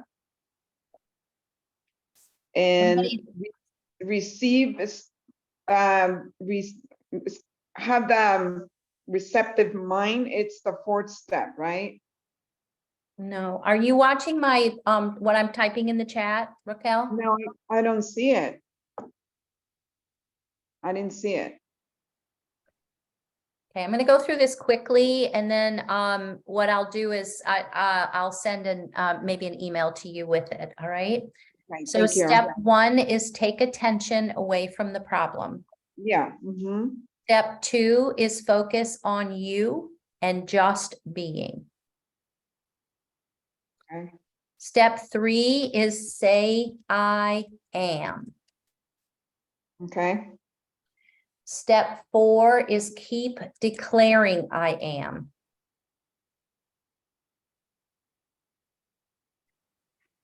Okay. Johanna, are you on here right now? She's on. Yes, was I gonna am. ask. Huh? Yes, I am. Type these in. Step five is once you are declaring yourself for several minutes, feel yourself faceless and formless. And then continue with this feeling until you feel yourself floating. Okay. I think I got it, Johanna. And then step number 6 is once you become floating, that equals receptivity. You're in receptive mode. Okay. And then step 7 is once you're in that mode, once you're in receptivity, I'm typing while I talk to you. Give form to the conception. Give form to what you want and feel yourself in that which you desire to be. Okay. Okay. Thank you very much. You're very welcome. Anybody else have any thoughts about this? I'm so glad, Stacy, that was a great experience for you. And now you hear like Neville would do this again and again and again. And the reason that I said, and myself, I do this as well, is persistence. All right.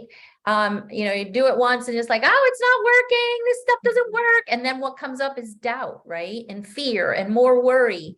So just trust and continue and continue. It really, truly is changing the virtual reality that you live in. We're in this simulation of virtual reality, and you really are, like if you've ever played one of those games and you choose a new room to go into, this is like akin to that, where you're choosing a new room, a new self, a new way of being and thinking.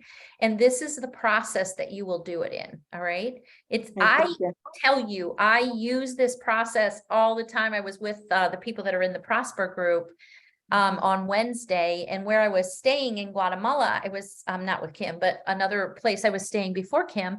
I was kind of like struggling with how I was living there. It was very hard for me. It was very different for me. And I started using this process, and actually I used another process, which was like I used scissors to cut out what I didn't want.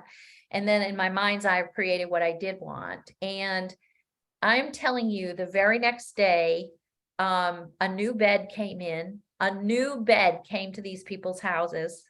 The house was cleaned with Clorox, which was something that needed to happen because of animal smells, in my opinion. And there was all this stuff that just came about, right? And it was, if I would have just sat there and focused on the problem and been miserable and resentful and felt icky and cried like I had been doing. And then the next thing that happens is I get invited over to Kim's house, right? So it got even better, right? So just things continue to happen. I didn't have that solution in mind. I didn't have like, well, I'm going to go over there.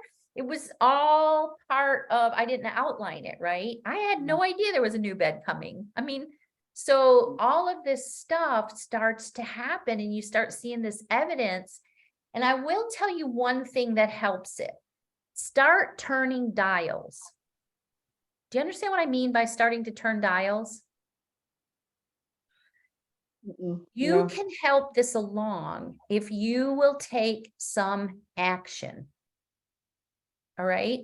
So the one dial that I turned is I mentioned to the people where I was staying, something about, I don't even remember exactly what I said is, would you be okay if I asked, could I ask the person of the room I'm staying in to wash it with Clorox because there's cat pee on the wall and I really smell it and it's really bothering me and I know that that'll help. And I just turned that dial and everything changed. It just quickly changed and no one was offended. I took care of myself. I wasn't resentful. There was no, it was all fine. It was exactly, and then it happened, right? I mean, I was going to do it myself. I offered to do it myself. Could I wash the walls and would you be okay?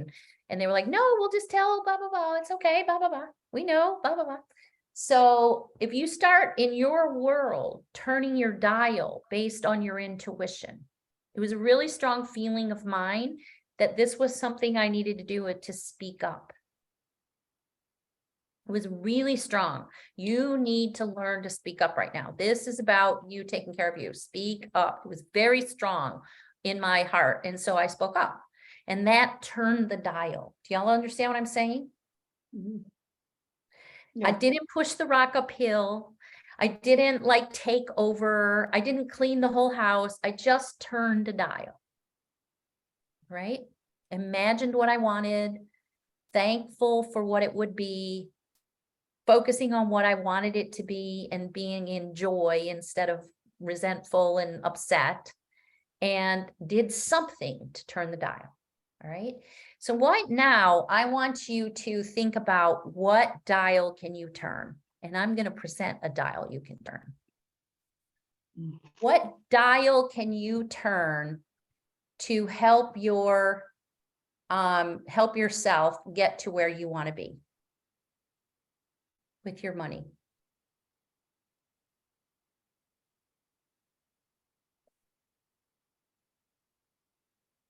Anybody have one you want to share? And then I'm going to talk to you about this dial that I'm proposing for you, because I'm going to take you deeper into this experience that you just had for the last 2 hours. Has this been of value for you? Has this been of super value? Put a 1 in the chat box. If everybody that's listening, if this has been super valuable, if you think you can use this later, if you will use this later, please put a 1 in. Great. 1 with exclamation points. It looks like 101. All right. So here's what I want. I'm going to recommend to you a permission to give you an offer for a dial that you can really sign on for right now. This will change things. Remember, you need to take, like Kim telling Paula, get your photos taken. Yes, I was not going to do it. And you turn the dial and they're absolutely beautiful. See, and there's other people in our lives that help us turn dials too. That's such a good point. Listen, when something comes to you, if you are like, I don't know, and then somebody says something to you, or maybe 2 people say something to you, and it really is kind of singing with you, I think I should do that. Do it. Just like Kim said, go take your photos, and they're absolutely gorgeous. Thank you, Joanne and Kim. I had a photo shoot while I was in Guatemala, and the photos, I can't wait for you to see them. They're beautiful. And it was at Kim's house. It was just beautiful. And Joanne did all the people that are on right now. All right. So what I'd like you to consider right now, and I'd like you to sign on for yourself and tune on to this dial, is I am offering a challenge. Thank you, Joanne. I am offering a challenge for you to supersize your enterprise. And guess what your primary enterprise is? You are your enterprise. Your thoughts are your enterprise. Your income is your enterprise. You are the representative of your enterprise. So supersizing your enterprise is about starting to really understand how to think big, how to play in the world of abundance better, how to understand the laws of the universe, how to have what you really want and know it's coming, how to have the income you want, the business you want, the body you want, the ideas, how to do, Kim says she did this challenge back in November and her life took several steps forward, right? So, so did Tiff, take it again. I do these kind of things over and over and over again, because every time I hear it, every time I read Neville Goddard's chapter that I've read before, there's a new way. It takes on a new life because I internally am changing. And as I change internally, my external life changes. So it is absolutely for you and your time. Here it is, 2023. It is time for you to 10x your life and all of the results in your life. Anybody ready to 10x it? What would it be like if you 10x'd your income, 10x'd your attitude, 10x'd your gratitude, 10x'd your relationship with your kids, your family, your income, everything? It is time to learn how to do that. I want you to fill your calendar with new clients, with new ideas, with things that could help you. I want you to increase your income. I want you to easily receive income. And I want you absolutely to live the life of your dreams. You will, during this challenge, define all of that and know how to obtain it. So in just 3 short days, this is a 3-day challenge. I'm going to help you get clarity and align with a step-by-step path that allows you to at least 3x your business. 3 times your business in 30 days or less without overwhelm. How's that sound? 30% increase in 30 days. A woman named Annie down in Guatemala took this challenge, and she had been floundering around, not making much money at all. She has 2 business actually, and she took some focus and sort of thought about what she wanted for even one business for a short period of time. And she grew her business by 75% in 30 days. How about that? Because this just isn't strategy. There is strategy, there is action, but it's also magic. It's the magic of the laws of the universe that are so, there's masters that know of this, but it's not so openly talked about. So we're blending both of those worlds. You're going to have an attractor factor, whether it's guys, whether it's being a mom, getting clients, whatever. You're going to know how to have people come to you. When you're healed on the inside, people come to you. You don't have to be involved in icky, high pressure selling techniques. You can be relational, you can be yourself, and you're going to make a lot more money because people are going to come to you. You have the attractor factor, or maybe you'd start dating people or whatever. You're also going to increase your flows, your client flows, your money flows, your income flows, your feeling of confidence, and know how to easily fill your calendar with not just clients, but high ticket clients. Who wants some high ticket people in your life? Like, what would it be like to have $20,000 coming in at one time, right? Yeah, right. Absolutely. And this is the thing. We're going to take your foot off the hose, open the faucet on the money supply. This is so incredible and important. When I learned how to do this, it changed my life, my flow of life. It changed the abundance thought that was like when I stopped thinking about, what happens if this money that I want to come doesn't come? What is like my plan B? When I stopped that and I really trusted and felt into it and really believed the abundance piece, it's just amazing what comes. So I'm going to teach you how to do that, to open the faucet on your money supply. If you've got a business, increase your business or figure out your business. And like I said, 30% in 30 days at least.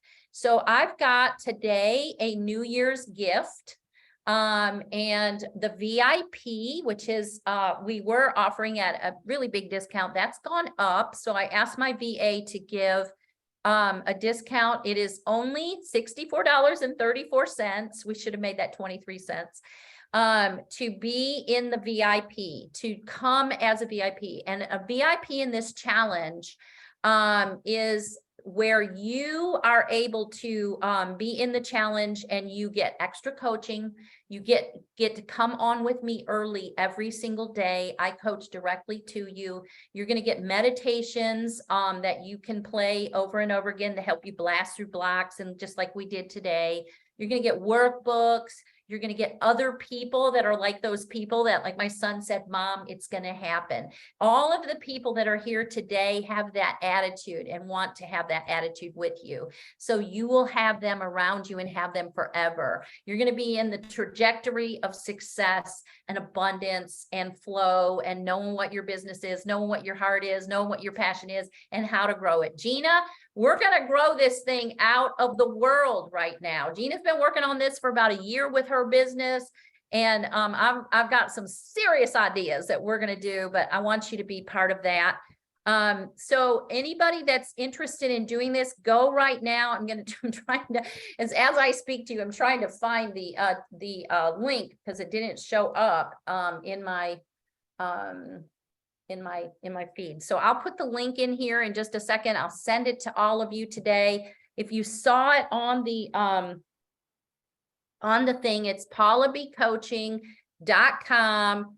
And here we go. I can just cut it out of here. Here we go. I'm copying it and I'm putting it in here. I want you to go click on this link right now and go put in VIP year, and you will have that discount. And I want you to plan to join in the Supersize Your Enterprise challenge. If you want to come in on just a general participant, that's that to participate is like $25, and you can do it that way as well. So you can click this link, go on it now, go get signed up, come in as a VIP. That's where people have the real success and real help in this challenge. Not that it's bad in any other way, but it's so much extra. Anybody have anything, any questions, any things you want to say? I know I kept you for a couple of hours. People probably need to go to the bathroom and go continue to celebrate New Year's.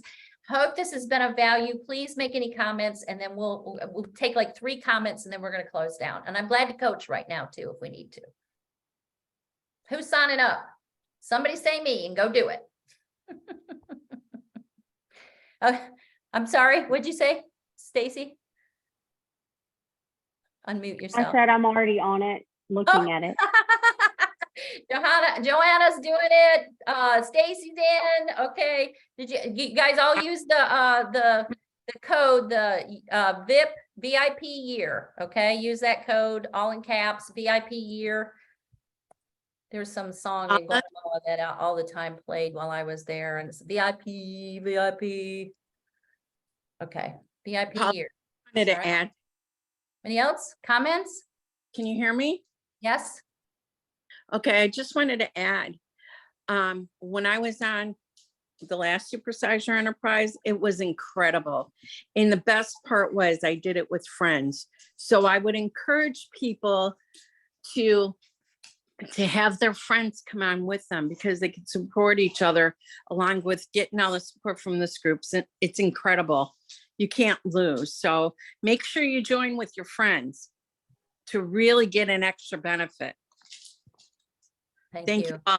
Been great. Yeah, you all have friends that are in business. You have friends that are coaches. You have friends that are doing whatever else they do, other women friends. There's nothing like being in a group of women and learning this stuff and supporting each other. There's really nothing like it. So Exactly.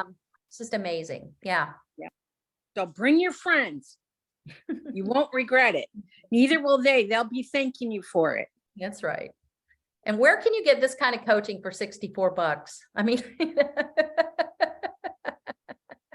where can you increase your business by 30% in 30 days for $64? Nowhere I know of. Yeah. I get talked to a lot by my coach who wants me to put my prices up, but I won't, because it's my intuition. And look, is Bruno there? Is that Bruno or is that Alpha? So, Paula, I'm sorry, I misunderstand this part. So the coaching You say for 60 what dollars? So this is a challenge. It's a 3-day challenge, and the cost of VIP, which you receive extra coaching during that challenge, extra coaching sessions, and you'll be in a group setting, learning all of to deepen what you learned today and to take this to a new level. That fee with the discount that I provided is $64.34, something like that. Okay. But when is this gonna happen? That is January. Thank you for that question. It's January the 9th through the 11th. And I am going live every day for you in Guatemala. It would be, you would be on 10 o'clock with me. And then the challenge itself, the information from the challenge, I come coaching with you at 10 o'clock your time. It'll be 11 o'clock Eastern Standard Time for the coaching. And then we will, you'll be on essentially with me for an hour and 45 minutes from 10 until 12 your time in Guatemala time. So it'll be the morning until lunchtime. Does that make sense? Okay, this is on one-on-one, you're saying? I'm sorry. I'd say that again. Is this on one-on-one or is a group that comes up like we're doing today? Oh, it's going to be a group. It's a group challenge. Yeah. You can, by the way, thank you for saying that too, Raquel. Everybody who's on here right now, if you have not met with me before, or you do not have an appointment with me, I will send you a note, and my team and I will be sending you a note, and you can connect with us and you can talk about, I'll give you specific treatments, specific affirmations that many people that are on here already have to help you in your money journey and those kind of things. So you will have the opportunity to meet with me and somebody from my team one-on-one, everyone who's on here who hasn't done it already. So we will be getting with you for that, but I'd like for you to sign on for yourself, because remember, when you lead your money, it comes right behind you. You have to almost dig the trench so the water can go in it, right? So how do I make the payment? And I mean,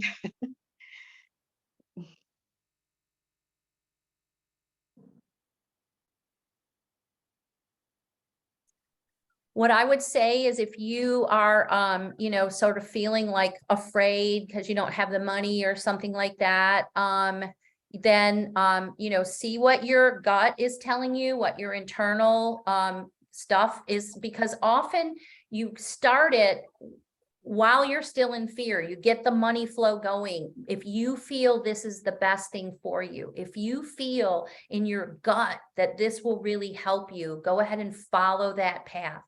Fear is bullshit.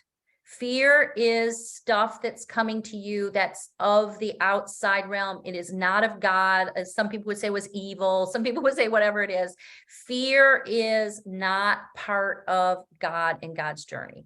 And so fear is old thinking, patterns of thinking that is always holding you back. And if fear is the thing that you're experiencing while you're trying to decide to do this, I would say go ahead and do it, because fear, it's killing you. It's killing everything. it's So not fear. thank you, It's Bridget. honestly, it's not fear. It's just that I really don't have the money at this Right. point. I understand. That's really the main Yeah. reason. I Yeah. do not have the money, unfortunately. Yeah. I mean, I want to do it, and I don't Yeah. I don't think I am fear of doing it. Mhm. It's just that I don't have the money. That's why I asked for the days and when am I supposed to pay and how am I supposed to pay? Yeah. Because I Yeah. just don't need that money right at the moment.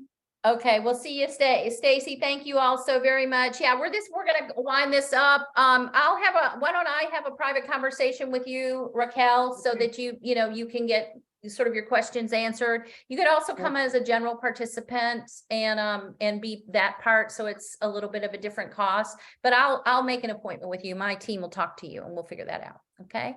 Okay. Okay. All right. So thank you all for being here today. It's been my absolute joy. Happy New Year to everyone. Take these exercises and use them to create what you want. Quit focusing on the problem and focus on what you want. All right. I wanted to say thank you because I also thought about this opportunity is sort of kind of like the 10% of of the money that I'm asking for already. So Yeah, thank you. you're welcome. Go ahead and keep doing it. Just persist. And we'll talk Thank to you you. all soon. Have a good evening, afternoon, Thank whatever you. time it is in your world. It's been my joy to be with you Thank you. today. Thank you. Thank you. Bye-bye.